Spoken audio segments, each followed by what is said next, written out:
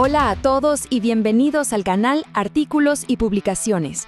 Hoy nos vamos a meter de lleno en un tema que parece sacado de una película de espías, pero que créanme es muy real y está pasando ahora mismo. Vamos a analizar a fondo los ciberataques que vienen de los estados y el spyware de nivel militar que están usando. A ver, imaginen la escena. Están usando su teléfono como cualquier otro día y de repente ¡pum!, salta una alerta, una notificación de amenaza. Pero no es el típico aviso de virus. ¿Qué significa eso en realidad? ¿Va en serio? ¿Quién podría estar detrás de algo así? Bueno, esa es justo la pregunta que nos trae aquí hoy. Para que nos hagamos una idea de la dimensión de esto, quédense con este número, 84. Según un informe de Reuters, hace muy poco, Apple mandó estas notificaciones de amenaza a usuarios en 84 países, al mismo tiempo. O sea, no es un caso aislado, es una operación global y súper coordinada.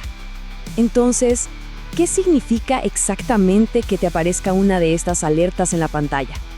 Miren, no es un fallo del sistema y tampoco es el típico intento de estafa.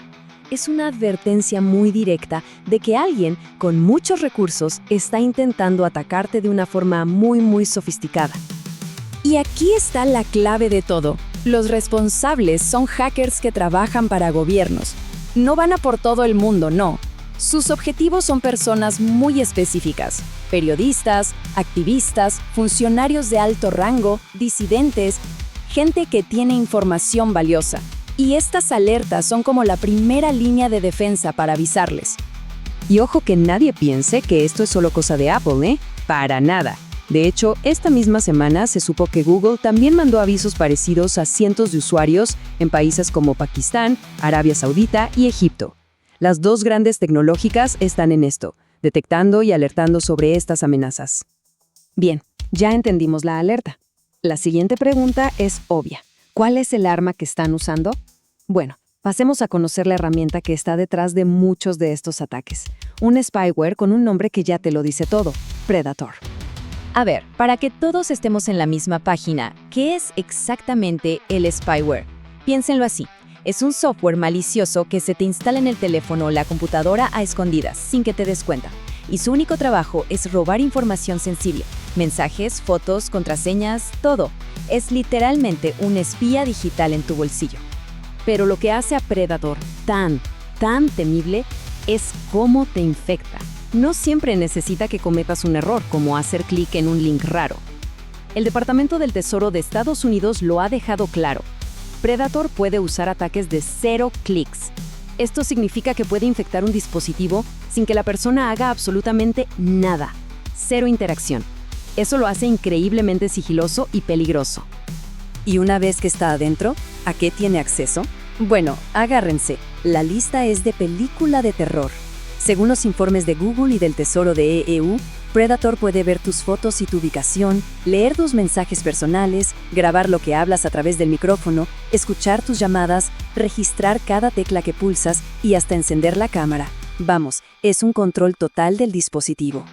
Claro, un arma tan potente no aparece de la nada, ¿verdad? Alguien tiene que crearla y venderla. Y la respuesta nos lleva directamente a una red de empresas conocida como el consorcio Intelexa.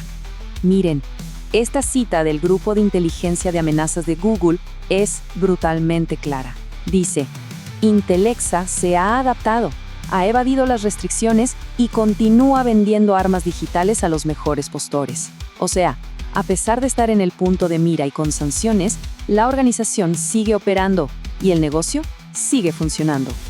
Y para ponerle un número a su impacto, aquí va otro dato clave de Google. Desde el 2021, Intelexa ha sido responsable de usar al menos 15 vulnerabilidades únicas de día cero. Para que se entienda, estas son fallas de seguridad que ni los propios fabricantes como Apple o Google conocen. Son, básicamente, las llaves maestras del mundo digital. Frente a una amenaza de este calibre, es obvio que no nos podemos quedar de brazos cruzados. Así que veamos cómo el mundo está empezando a responder, desde las grandes empresas de tecnología hasta los gobiernos. ¿Se acuerdan de las notificaciones con las que empezamos? Pues resulta que son súper importantes. Según John Scott Railton de Citizen Lab, citado por Reuters, estas alertas son El primer paso en una cadena de investigaciones y descubrimientos que pueden conducir a una rendición de cuentas real. O sea, confirmar la amenaza es el primer paso para poder combatirla. Pero la lucha no es solo tecnológica, ¿eh?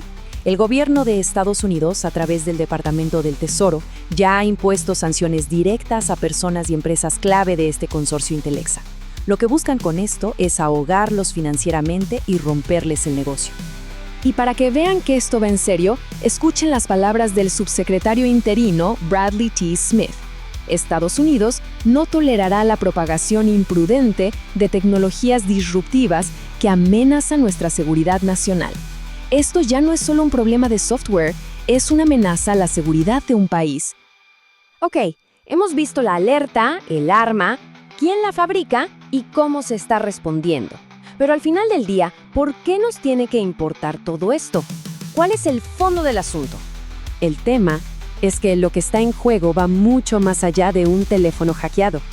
Estamos hablando de nuestra privacidad personal, de la libertad de prensa, de la salud de nuestras democracias, de la seguridad nacional y, al final, de los derechos humanos.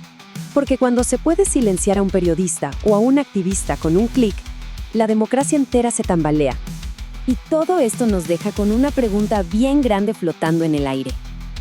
A medida que la tecnología se vuelve cada vez más y más poderosa, ¿de quién es la responsabilidad de asegurarse de que no se use como un arma? ¿De las empresas que la crean? ¿De los gobiernos que deben regularla? ¿O de la ciudadanía que la usa? Bueno, muchísimas gracias por habernos acompañado en este análisis. Esperamos que les haya parecido tan interesante como a nosotros.